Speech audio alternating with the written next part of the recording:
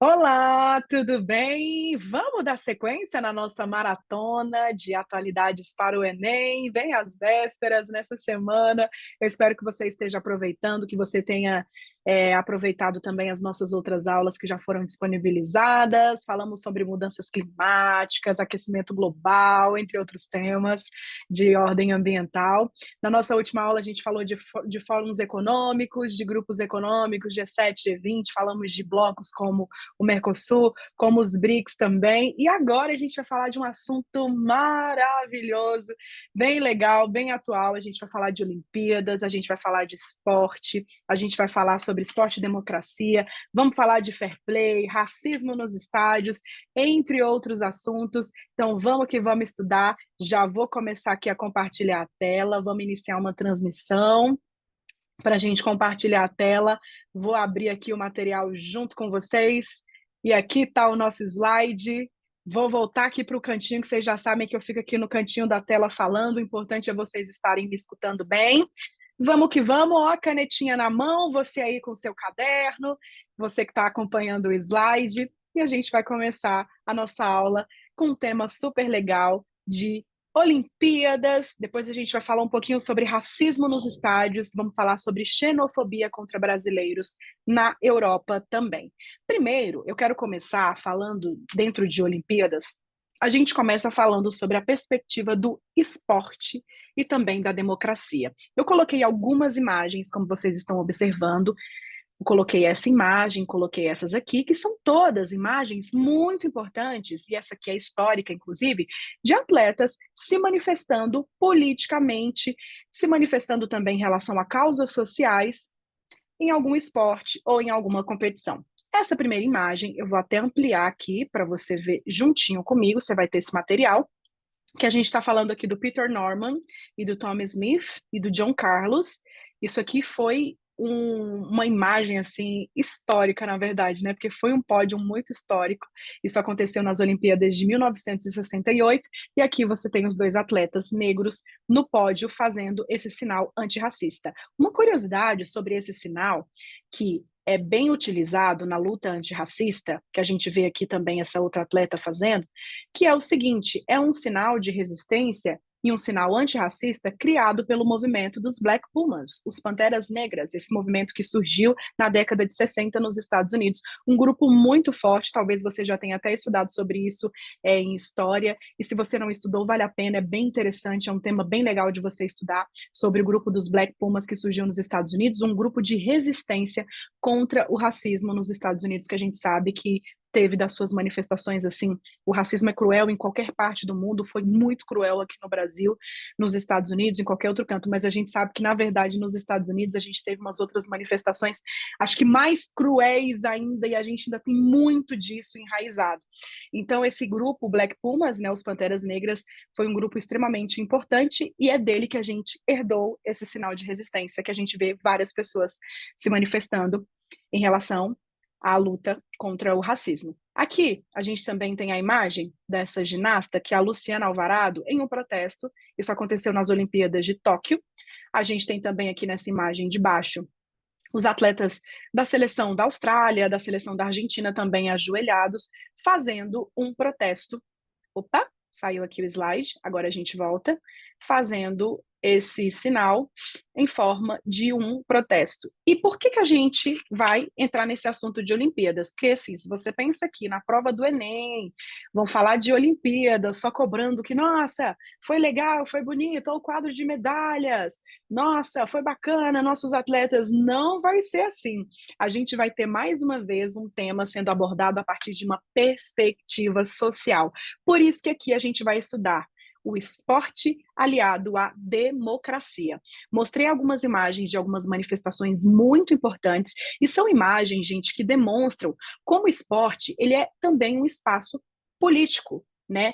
Como esse espaço político ele entra dentro dessas modalidades esportivas e como o esporte, como uma competição a nível mundial, como essa que é a do caso das Olimpíadas, consegue trazer visibilidade para a luta de causas sociais por causas sociais por uma busca mais igualitária, causas sociais, por exemplo, contra o racismo, por uma sociedade que seja um pouco mais justa. Então, a gente consegue ter dentro do esporte esse espaço que pode nos dar mais visibilidade.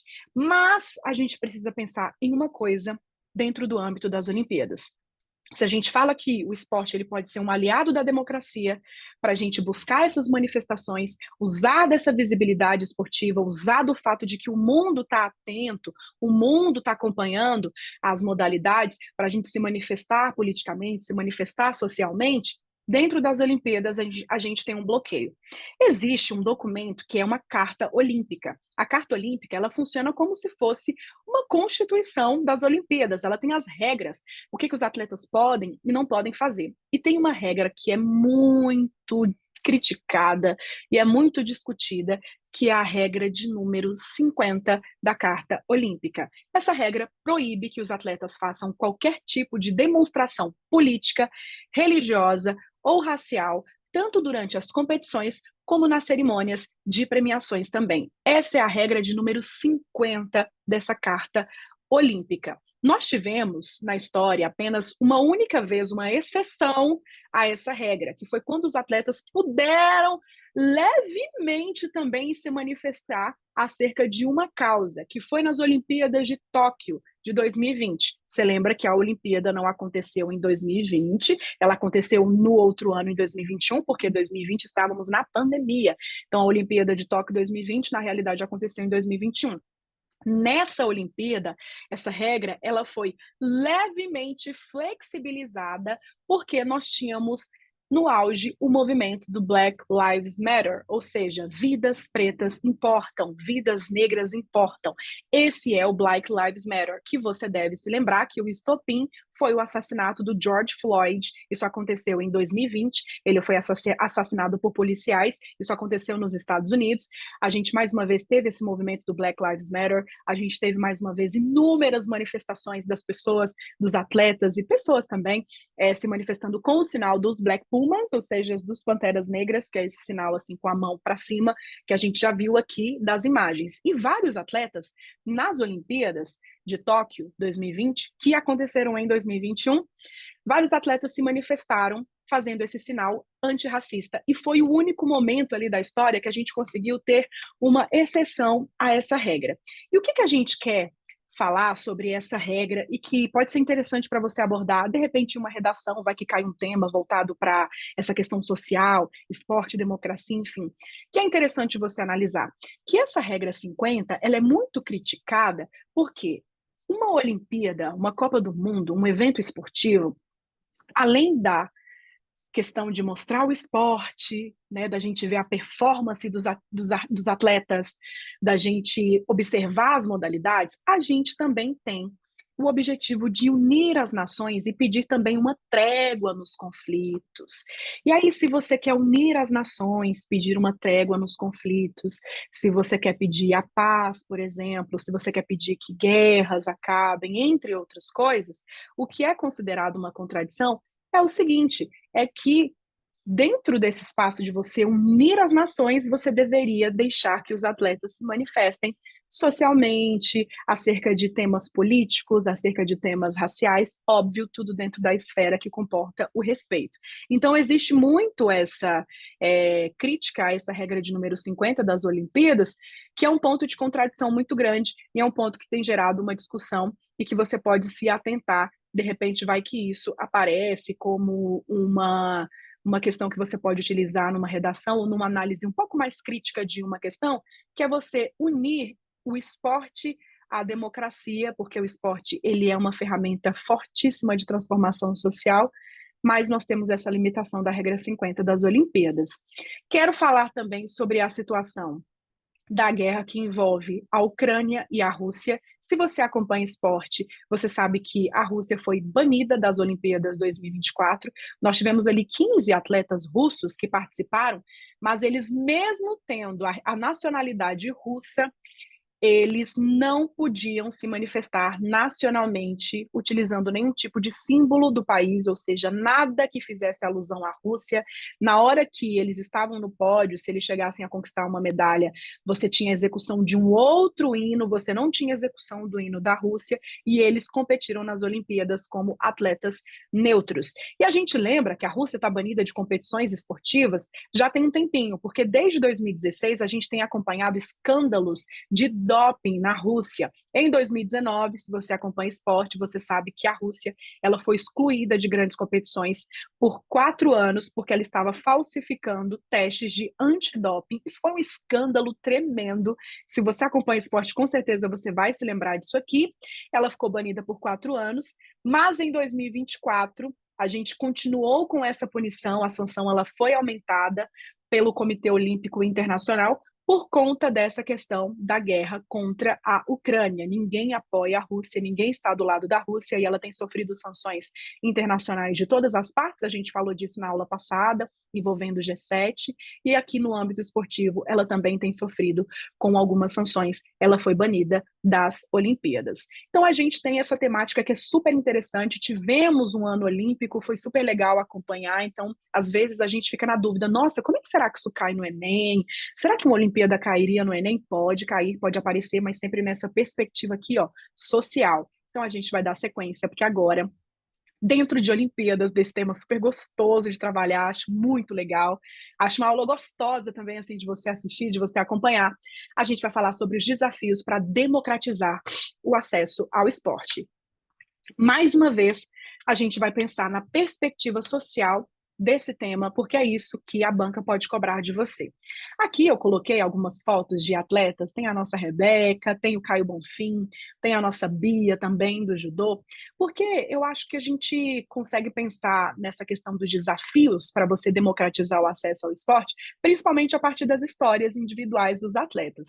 Todas as vezes que a gente está acompanhando ali uma Copa do Mundo, que a gente está acompanhando uma Olimpíada, uma grande competição, a gente acaba conhecendo um pouquinho mais de alguns atletas que acabam se destacando, e a gente vê que muitos atletas têm em comum o quê? Histórias de muita dificuldade até conseguir alcançar um espaço no esporte, até conseguir encontrar um pouco mais de apoio para praticar alguma modalidade, patrocínio, muitas dificuldades financeiras. Isso não foi diferente, por exemplo, envolvendo a Rebeca. A Rebeca já comentou que ela começou a fazer os treinos quando ela tinha 4 anos, foi uma tia que a levou até um projeto social, e ela chegou a comentar que, por exemplo, passou por dificuldades financeiras, que ela, quando tinha uns 12 anos, era adolescente, caminhava 2 horas para chegar no centro de treinamento. A gente tem o Caio Bonfim também. O Caio Bonfim, para quem é da região do entorno do Distrito Federal, sabe que ele é de Sobradinho, né?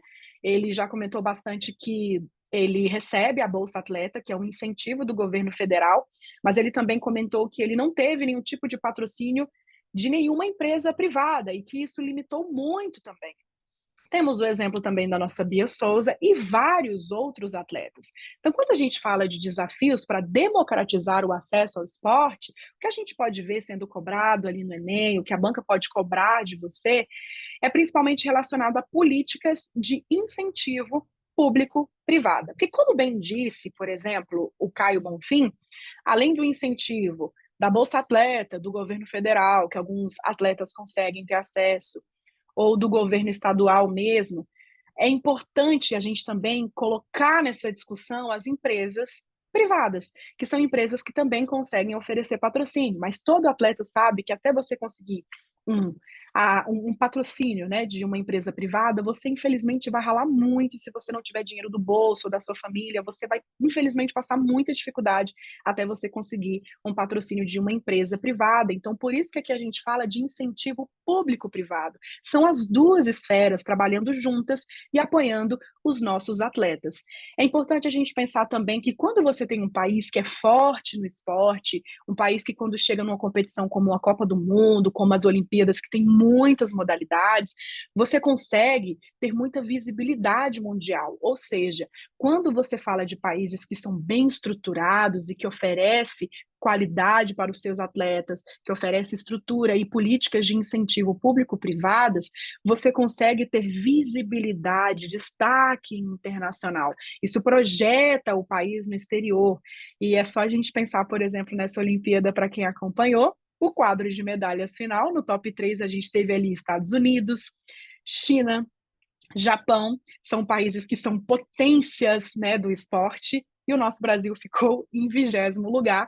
É óbvio que mesmo assim a gente acaba torcendo muito, a gente acaba se envolvendo muito com as Olimpíadas, mas o que é interessante da gente pensar sobre esse tema são justamente esses desafios para você democratizar o acesso ao esporte. Temos os exemplos dos nossos atletas e você pode colocar sobre essa necessidade de da gente pensar em políticas de incentivo público-privada, que o governo, ou seja, o governo federal, ele tem uma uma parcela muito grande, né, de importância de instituir programas, projetos sociais e políticas públicas para apoio dos atletas e para a construção de CTs e melhorar a estrutura e bolsas também para os nossos atletas, mas a gente também pode depois destinar essa responsabilidade para as empresas privadas, porque elas também podem oferecer patrocínio e podem alavancar e muito a performance dos nossos atletas. Seguindo no nosso tema esportivo, que está super legal, a gente vai falar de um tema bacaninha também, que é o fair play. Toda vez que a gente está dentro de uma competição esportiva, que a gente está acompanhando ali o futebol, eu acho que tem gente aí assistindo que gosta de futebol, que gosta de esporte, sabe muito bem o que é o fair play. Eu vou logo pular para o conceito, que assim a gente consegue voltar para analisar melhor essas imagens. Gente, o fair play, ele é o jogo justo, é você jogar limpo, é você ter esse espírito esportivo, né? Em português, o fair play é uma expressão que, na verdade, ela deriva do inglês, mas ela significa esse jeito assim, esse jeito legal de agir, esse jogo limpo. Isso é o fair play. Então, é esse espírito olímpico que é de você trazer espírito não só olímpico, né? Mas, na verdade, um espírito esportivo, porque você tem o fair play dentro de todos os esportes. É você trazer essa discussão de que a gente precisa superar a rivalidade. Que a rivalidade, como a gente diz no futebol, ela vai ficar dentro das 4 linhas, ela vai ficar dentro da quadra, ela vai ficar dentro ali do tatame e por aí vai, mas a gente precisa jogar limpo. Isso é uma discussão que o Enem, ele gosta de trazer, porque é mais um tema que tem o quê? Uma perspectiva social. O fair play, ele é muito valorizado dentro do esporte, né? A gente estimula os nossos atletas a terem esse tipo de comportamento. E aqui eu trouxe algumas imagens muito legais para a gente analisar. Essa primeira imagem foi muito bacana para quem acompanhou a Copa não, as Olimpíadas. A gente tem a nossa Tamires Araújo, a nossa goleira da seleção de handebol brasileira carregando nos braços, né? A rival que da seleção da Angola que tinha se lesionado durante uma partida. E aqui a gente tem a nossa Rebeca sendo reverenciada pela Simone Biles e também pela Jordan Childs, isso quando ela conseguiu o ouro. E aqui a gente sabe que tem uma rivalidade dentro ali do ginásio, né? Na competição, a gente tem uma rivalidade que é até saudável, digamos assim, entre a Simone Biles e também a Rebeca Andrade. E aqui ela está sendo reverenciada, demonstra esse espírito olímpico também. Aqui a gente tem dentro do atletismo, né, a atleta do Laos, gente, ela ajudando o colega do Sudão do Sul, a colega que também tinha sido lesionada. Então a gente tem algumas imagens do que explica, né, esse espírito olímpico que a gente chama de fair play e que a gente pode ter também uma manifestação ali na prova.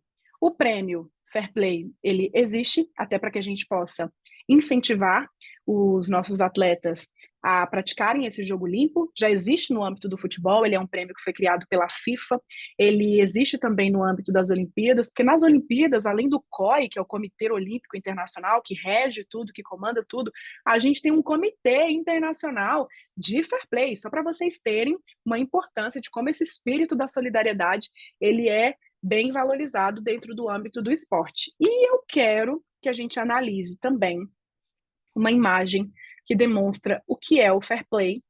Essa imagem ela não é das Olimpíadas, ela é da Copa do Mundo de Rugby, e a gente vai interpretá-la juntinhos, porque é uma imagem muito, muito histórica. É a imagem do Nelson Mandela cumprimentando o capitão da seleção da África do Sul, a seleção de rugby. Para quem não se lembra, né, ou enfim, eu tenho certeza que você deve ter estudado, principalmente se você está aí se preparando para o Enem, você deve ter estudado sobre o regime do apartheid, que foi o regime de 50 anos que foi imposto na África do Sul, onde o país ele foi apartheid, literalmente separado e dividido, onde uma minoria branca estava no poder e governava sob uma maioria dos negros que eram obrigados a se submeter a essas regras enquanto os brancos estavam no poder e eles tinham o direito única e exclusivamente de obedecer. O Nelson Mandela é essa figura muito importante. Ele foi preso durante 27 anos, ficou preso. Quando ele saiu da prisão, ele conseguiu ser eleito presidente da África do Sul. E isso foi muito importante porque foi ele quem fez essa transição para tornar a África do Sul um país mais livre do racismo. E em 1995, ele, como presidente, após 27 anos preso por esse regime do apartheid, ele convocou a final da Copa do Mundo de Rugby para acontecer lá no país, na África do Sul. Ali, gente, ele foi muito visionário, porque ele viu a oportunidade de utilizar do esporte como uma ferramenta para unir o país de novo.